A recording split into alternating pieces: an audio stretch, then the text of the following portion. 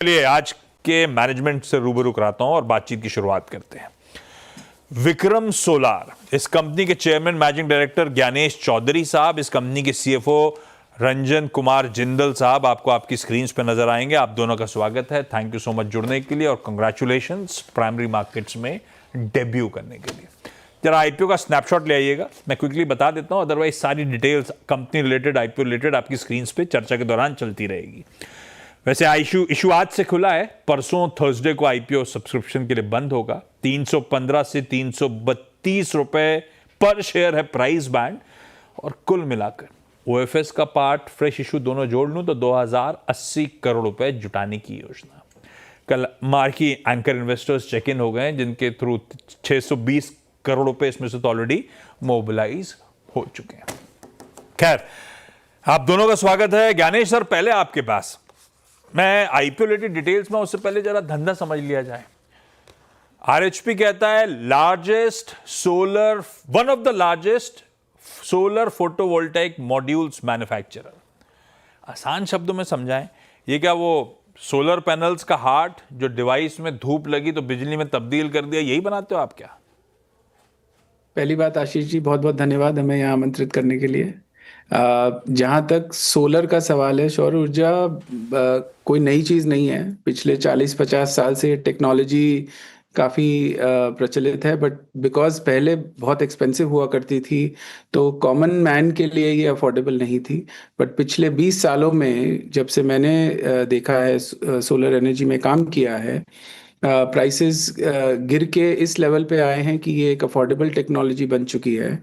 Solar panel आप एक sandwich की तरह मान लीजिए, जिसमें हम ग्लास, ईवीए और सोलर सेल डाल के उसको बनाते हैं।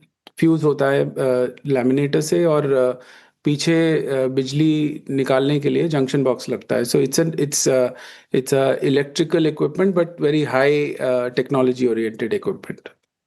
सही है, टेक्नोलॉजी नई नहीं है, आपसे कह रहा हूं। मुझे याद है 30-40 साल पहले मध्य प्रदेश सरकार ने सोलर कुकर्स पे बहुत तगड़ी सब्सिडी दी थी।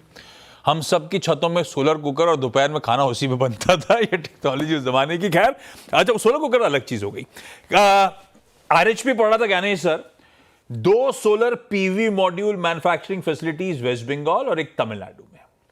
कुल क्षमता इस समय खड़ी है 4.5 गीगावाट, यानी कि 4500 मेगावाट की। अच्छा, आरएचपी ये कहता है कि FY25 में इंडिया की क्यूमुलेटिव थी 89 गीगावाट। हम एक लीडिंग प्लेयर 4.5 गीगावाट पे। तो ये इंडस्ट्री बहुत फ्रैगमेंटेड है या फिर हमारे पियर्स बहुत लार्जर साइज के हैं? हमें भारत सरकार और गवर्नमेंट ऑफ इंडिया से काफ़ी सपोर्ट मिला। उस कोविड के पहले तक काफ़ी चाइनीज़ सोलर पैनल्स का प्रचलन था बिकॉज ऑफ डंपिंग। फिर हमारे इंडस्ट्री को सपोर्ट मिला through approve list of manufacturers जो भारत सरकार ने लॉन्च किया। उसके बाद कस्टम ड्यूटी, जिसके कारण चाइनीज़ प्रोडक्ट्स इंडिया में आने बंद हुए। डोमेस्टिक मैन्युफैक्चरर्स ने, हमारी तरह डोमेस्टिक मैन्युफैक्चरर्स ने फिर ये अपने ऊपर लिया कि हम भारत को आत्मनिर्भर करें, सेल्फ रिलाइट करें इस क्षेत्र में। और विक्रम सोलर जहां 4.5 गीगावाट लगा के रखे हैं, by end of this fiscal we will be at 15.5 gigawatt. So ये इन्वेस्टमेंट इस डिमांड को केटर करने के लिए है। तो रंजन सर, चाइना से compete नहीं कर सकते थे तो अपन ने अपने डिफेंस रेडी कर लिए, तो अब हम डोमेस्टिक डिमांड को खुद ही आत्मनिर्भर तौर पे भरपाई कर लेते हैं। ये बताओ, अब 89 गीगावाट FY25 की क्षमता थी हमारा इस समय, या FY25 में डोमेस्टिक डिमांड थी कितनी, और हमारे लिए कोई एक्सपोर्ट मार्केट भी है क्या? डोमेस्टिक तो हमने प्रोटेक्ट कर लिया, क्या हम वाकई एक्सपोर्ट मार्केट में चाइना से कंपीट कर पाते हैं क्या Ranjan sir? As a country पिछले साल हमने 35-36 गीगावाट का मॉड्यूल सेल किया है। और विक्रम सोलर का 89 गीगावाट इंडस्ट्री थी। इंडस्ट्री की डिमांड कितनी थी, इस सोलर मॉड्यूल्स की डिमांड कितनी थी पिछले साल? इसमें ACDC का आपको इंफॉर्मेशन मिलेगा, मतलब आपको पब्लिक डोमेन में मिलेगा कि 25 गीगावाट का कंजम्पशन हुआ है, जो इफेक्टिवली हमारे लिए डीसी ज़्यादा रिलेवेंट है, बिकॉज 25 गीगावाट का मॉड्यूल सेल के लिए हमें 36 गीगावाट का एक्चुअल ऑफटेक है, एक्चुअल सेल 36 गीगावाट है। तो उसमें 36 गीगावाट में हमारा तो करीब 2 गीगावाट मॉड्यूल सेल है। जो आपको 4.5 गीगावाट दिख रहा है वो अलग अलग फेजेस में कमीशन हुआ in the last year. So current year में ये 4.5 गीगावाट का हमें पूरा आउटकम मिलेगा with whatever expansion plans we have planned. अच्छा, ज्ञानेश सर, सबसे बड़ा कस्टमर शायद आपका यूएस का था। FY25 में कुल रेवेन्यूज का 66% एक्सपोर्ट से आया था, वो किसी यूएस कस्टमर से आया था। वो FY25 में पिछले साल रिड्यूस होकर 2% हो गया, उतने आपका एक्सपोर्ट का रेवेन्यू था। ये क्या एक यूएस कस्टमर का ऑर्डर एग्जीक्यूट कर दिया हमने, उसके बाद फिर से ऑर्डर्स नहीं मिले, ये मामला क्या है ये एक्सपोर्ट वाला? हमारी FY24 में थी ये एक्सपोर्ट रेवेन्यू 66%। जी, FY25 में ये घट के लेस देन 2% पे आई, क्योंकि एक स्ट्रेटेजिक डिसीजन था। यूएस काफ़ी हर्डल्स प्रेजेंट कर रहा था डोमेस्टिक मैन्युफैक्चरिंग के विरुद्ध। चाइना के प्रति टैरिफ लग चुके थे, इंडिया में अभी इन्वेस्टिगेशन चल रही है। इंडियन डिमांड हमारे लिए काफ़ी महत्वपूर्ण है, और जिस तरह से इंडियन डिमांड बढ़ी, हमने ये स्ट्रेटेजिक मूव लिया कि हम डोमेस्टिक को ज़्यादा केटर करेंगे, वाइल एक्सपोर्ट मार्केट जब तक सेटल हो जाए, ये जो टैरिफ डिस्कशंस चल रहे हैं, तब तक हम डोमेस्टिक पे केटर करेंगे।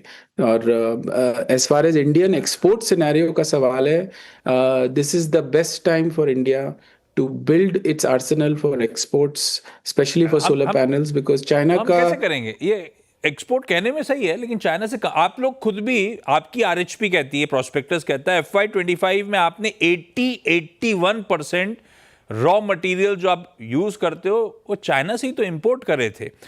चाइना और कुछ एशियन कंट्रीज मेंशन थी, लार्जली चाइना की बात हुई थी। अच्छा, ये बताओ, ऑफलेट फर्टिलाइजर, रेयर अर्थ, इन सब पे तो चाइना की गाज गिरी थी, आपके साथ भी कोई इशू आया क्या? हमारे साथ कोई इशू नहीं आया, और हमारी जो ओवरऑल चाइना से बाइंग थी वो साल प्रति साल कम होती जा रही है, और अगले 3 से 5 साल में मुझे ये उम्मीद है कि इंडियन इकोसिस्टम इतना स्ट्रांग हो जाएगा कि हमें कुछ भी इंपोर्ट ना करना पड़े चाइना से।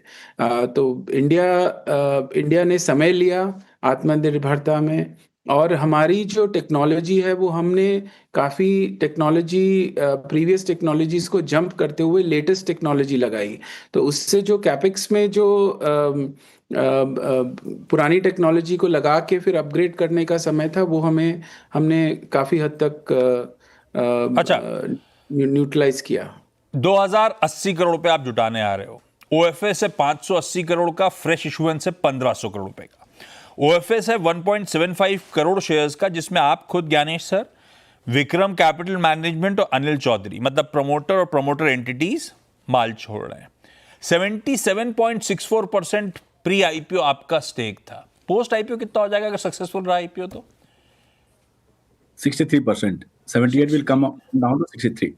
अच्छा, रंजन सर, 4.5 गीगावाट कैपेसिटी इस समय, आपने सही कहा, FY26 के एंड तक 15.5, FY27 के एंड तक 20.5 ले जाने की तैयारी। अच्छा, ये जो फ्रेश इशुएंस हो रहा है, VSL ग्रीन पावर आपकी होली ओन सब्सिडरी के फेज 1 फेज 2 केपेक्स को केटर करने के लिए, ये सारा केपेक्स जो ऐसी सब्सिडी VSL ग्रीन पावर के थ्रू हो रहा है, जो हम 15.5 और 20 गीगावाट तक जाने की तैयारी कर रहे हैं।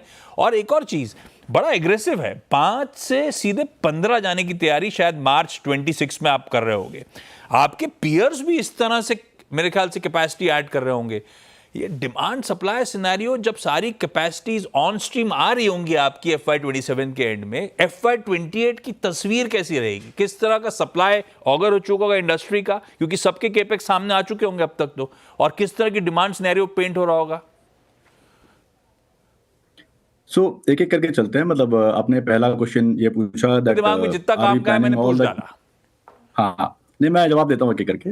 हमारी सारी प्लानिंग अभी विक्रम सोलर, जो विक्रम ग्रीन कंपनी है हमारी 100% सब्सिडी, इसमें एक्सपेंशन प्लान हमारा प्लान है 11, और सेल मैन्युफैक्चरिंग 12 गीगावाट का इसी में है। और जो अभी एग्जिस्टिंग विक्रम सोलर जो लिस्टेड एंटिटी अभी कर रहे हैं, इसमें 4.5 गीगावाट का मॉड्यूल मैन्युफैक्चरिंग है, इसमें 5 गीगावाट का मॉड्यूल लेके आ रहे हैं। सो ये बात सही है आपकी दैट FY26 पे हम 15.5 गीगावाट मॉड्यूल और FY27 में 20.5 गीगावाट मॉड्यूल की तरफ चले जाएंगे। बट इसमें एक सबसे इंपॉर्टेंट बात ये भी है दैट एज ए कंट्री आज अपने को दिख रहा है कि 100 गीगावाट तक का मॉड्यूल इंस्टॉल्ड कैपेसिटी है, बट सेल मैन्युफैक्चरिंग आज की डेट में सिर्फ 25 गीगावाट ही है। और the way Indian government is pushing for ALMM2 which is utilization of captive cell for module manufacturing, तो आगे चल के ये कैप्टिव मैन्युफैक्चर्ड मॉड्यूल्स का ही डिमांड रहेगा। एंड 2030 तक जो 280 गीगावाट प्लस ग्रीन हाइड्रोजन में 125 गीगावाट तक का डिमांड सरकार ने प्लान बनाया है, ये काफ़ी अच्छे तरीके से इम्प्लीमेंट हो रहा है। सो हमें मॉड्यूल के ऑफटेक में कोई कंसर्न नहीं नज़र आ रहा है।